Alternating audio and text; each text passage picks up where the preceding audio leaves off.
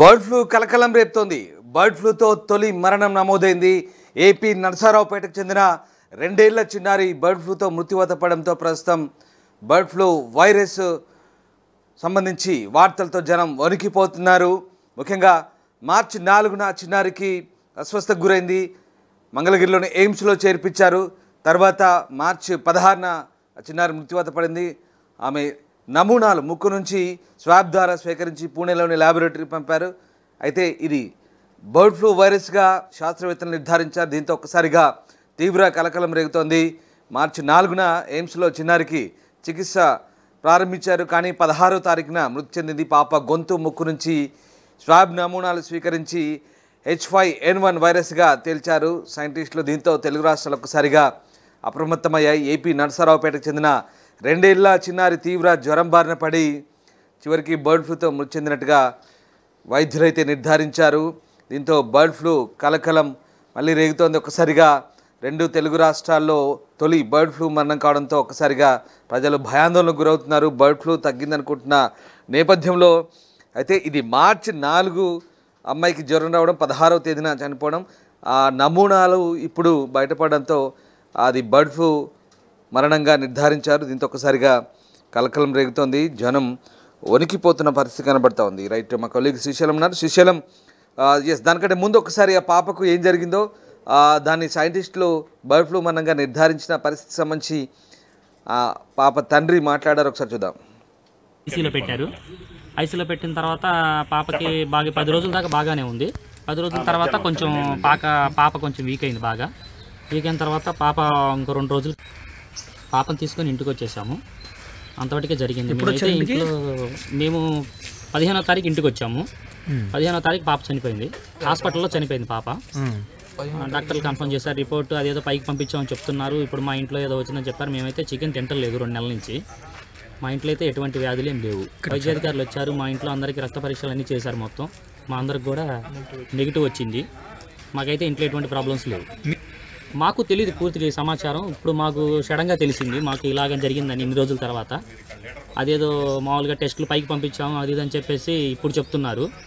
అది ఏదో పాస్ అయినారు అది ఇదని చెప్తే సరే అని చెప్పేసి మా ఇంట్లో అందరికి కూడా వైద్య పరీక్షలు జరిపారు. మా ఇంట్లో అయితే అందరికి కూడా నెగిటివే వచ్చింది. ఎవరికైతే ఎటువంటి ప్రాబ్లం లేదు ప్రజెంట్.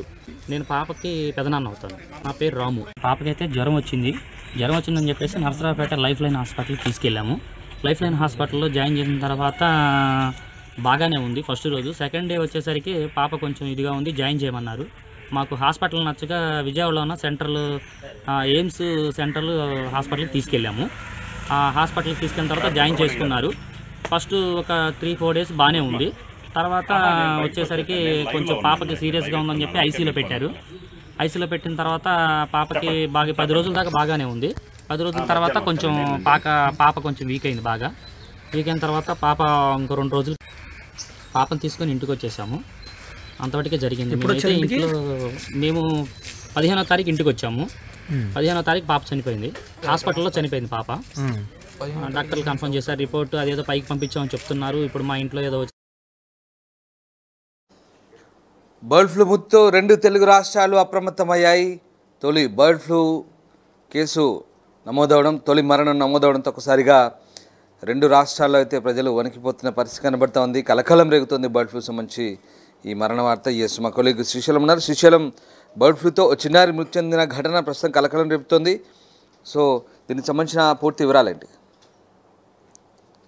ఎగ్జాక్ట్లీ రామదాస్, ఆంధ్రప్రదేశ్ లో తొలి బర్డ్ ఫ్లూ మరణం కలకలం రేపుతోంది. పల్నాడు జిల్లా నరసరావుపేటలో 2 ఏళ్ల చిన్నారి బర్డ్ ఫ్లూ H5N1 వైరస్ తో ప్రాణాలు కోల్పోయింది.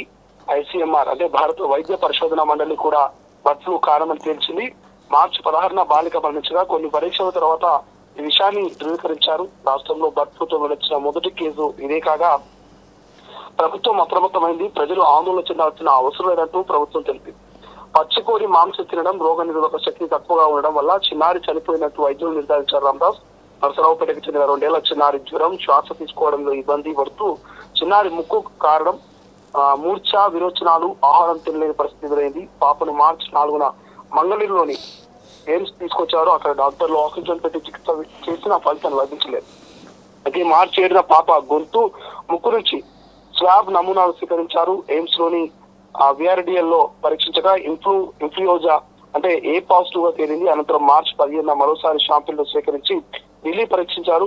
మార్చి 16న పాప చనిపోగా ఐసీఎంఆర్ అప్రమత్తమైంది. మార్చి 24న స్వాబ్ నమూనాలను పూణేలోని NIV national institute of virology virus పై పరిశోధనలు చేసే సంస్థకి పంపించగా అక్కడ H5N1 వైరస్ గా తెలిచారు. వైద్య ఆరోగ్య శాఖ అధికారులు చిన్నారి కుటుంబ సభ్యుల్ని ప్రశ్నించారు.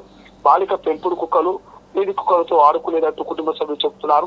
పాపకి ఫిబ్రవరి 20న జ్వరం వచ్చిందని, అంతకు 2 రోజుల ముందు పచ్చికోడి మాంసం తిన్నట్లు చిన్నారి తల్లి తెలిపారు. కోడి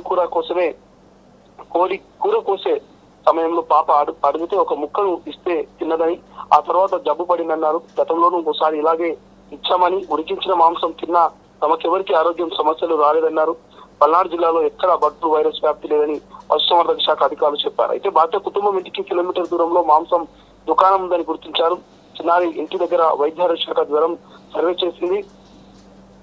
అనుమానిత లక్షణాలు ఉన్న వారు ఎవరు లేరని తెలిసింది. ఇలాంటి కేసులేని నమోదుకి రాలేదంటూ ప్రభుత్వానికి నివేదిక ఇచ్చారు. అయితే వైద్య ఆరోగ్య శాఖ ప్రత్యేక అధికారి నరసరావుపేటకు వెళ్లి కుటుంబ సభ్యులను స్థానికులను ప్రశ్నించిన పరిస్థితి మనకు కనిపిస్తుంది రామదాస్. బట్ ఏదేమైనప్పటికీ పాప చికెన్ సంబంధించి పచ్చి మాంసం తినడము కొంత ఈ యొక్క బర్డ్ ఫ్లూ కి కారణమైనట్టుగా అక్కడ ఉన్నటువంటి అధికారులు చెప్తున్నటువంటి పరిస్థితి.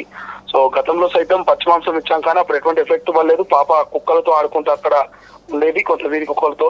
అక్కడ పచ్చి మాంసం అడిగినప్పుడు మేము ఇచ్చాము. అది పాప తీసుకోవడం వల్ల ఈ రకంగా విరోచనాలు, వాంతులు, ఈ రకంగా మోషన్స్ అవుతూ ఆ పాప జ్వరంతో హాస్పిటల్ పాలైనట్టు కుటుంబ సభ్యులు చెప్తున్నటువంటి పరిస్థితి మనకు కనిపించింది రామదాస్. బట్ తెలుగు రాష్ట్రాల్లో మాత్రం ఈ బర్డ్ ఫ్లూ మరణం కొంత కలకలం రేపుతుంది Ramadas. Right, yes. So bird flu మరణంతో ఒక్కసారిగా అప్రమత్తమయ్యారు తెలుగు రాష్ట్రాల ప్రజలు. ఇది మార్చి 16న సంభవించింది మరణం. అయితే ఆ చిన్నారికి పచ్చి మాంసం ముక్క ఇవ్వడంతో చిన్నారి దాన్ని తినడం, దాంతో బర్డ్ ఫ్లూ బారిన పడ్డట్టుగా తెలిసింది. ఇక వైద్యులు ఇది బర్డ్ ఫ్లూగా నిర్ధారించారు. దీంతో 2 తెలుగు రాష్ట్రాల ప్రజలైతే ఒకసారిగా బర్డ్ ఫ్లూ మొదటి మరణంతో వణికిపోతున్నారు. అయితే వైద్య బృందాలు మాత్రం ప్రస్తుతానికి ఎలాంటి బర్డ్ ఫ్లూ లక్షణాలు లేవని, భయపడాల్సిన పని లేదంటూ చెప్తున్నారు. పాపకైతే జ్వరం వచ్చిందని చెప్పేసి నరసరావుపేట లైఫ్ లైన్ హాస్పిటల్కి తీసుకెళ్ళాము. లైఫ్ లైన్ హాస్పిటల్లో జాయిన్ చేసిన తర్వాత బాగానే ఉంది ఫస్ట్ రోజు. సెకండ్ డే వచ్చేసరికి పాప కొంచెం ఇదిగా ఉంది, జాయిన్ చేయమన్నారు. మాకు హాస్పిటల్ నచ్చగా విజయవాడలో ఉన్న ఎయిమ్స్ సెంట్రల్ హాస్పిటల్కి తీసుకెళ్ళాము. ఆ హాస్పిటల్కి తీసుకెళ్ళిన తర్వాత జాయిన్ చేసుకున్నారు. ఫస్ట్ ఒక 3-4 డేస్ బాగానే ఉంది. తర్వాత వచ్చేసరికి కొంచెం పాపకి సీరియస్గా ఉందని చెప్పి ఐసీలో పెట్టారు. ఐసీలో పెట్టిన తర్వాత పాపకి 10 రోజుల దాకా బాగానే ఉంది. 10 రోజుల తర్వాత కొంచెం పాప కొంచెం వీక్ అయింది. బాగా వీక్ అయిన తర్వాత పాప ఇంకో 2 రోజులు పాపను తీసుకొని ఇంటికి వచ్చేసాము. అంతవరకే జరిగింది. మేము 15వ తారీఖు ఇంటికి వచ్చాము. 15వ తారీఖు పాప చనిపోయింది. హాస్పిటల్లో చనిపోయింది పాప. డాక్టర్లు కన్ఫర్మ్ చేశారు రిపోర్ట్, అదేదో పైకి పంపించామని చెప్తున్నారు. ఇప్పుడు మా ఇంట్లో ఏదో వచ్చిందని చెప్పారు. మేమైతే చికెన్ తింటలేదు 2 నెలల నుంచి. మా ఇంట్లో అయితే ఎటువంటి వ్యాధులు ఏం లేవు. వైద్యాధికారులు వచ్చారు, మా ఇంట్లో అందరికీ రక్త పరీక్షలు అన్నీ చేశారు. మొత్తం మా అందరికి కూడా నెగిటివ్ వచ్చింది. మాకైతే ఇంట్లో ఎటువంటి ప్రాబ్లమ్స్ లేవు. మాకు తెలియదు పూర్తి సమాచారం. ఇప్పుడు మాకు సడన్గా తెలిసింది మాకు ఇలాగ జరిగిందని ఇన్ని రోజుల తర్వాత. అదేదో మామూలుగా టెస్టులు పైకి పంపించాము అది ఇదని చెప్పేసి ఇప్పుడు చెప్తున్నారు. అది ఏదో పాస్ అయినారు అది ఇదని చెప్తే సరే అని చెప్పేసి మా ఇంట్లో అందరికి కూడా వైద్య పరీక్షలు జరిపారు. మా ఇంట్లో అయితే అందరికి కూడా నెగిటివే వచ్చింది. ప్రపంచంలో ఏ మూల ఏ క్షణం ఏం జరుగుతుందో వేగంగా తెలుసుకోవడానికి తొలి వెలుగు వాట్సాప్ ఛానల్ని ఫాలో చేయండి.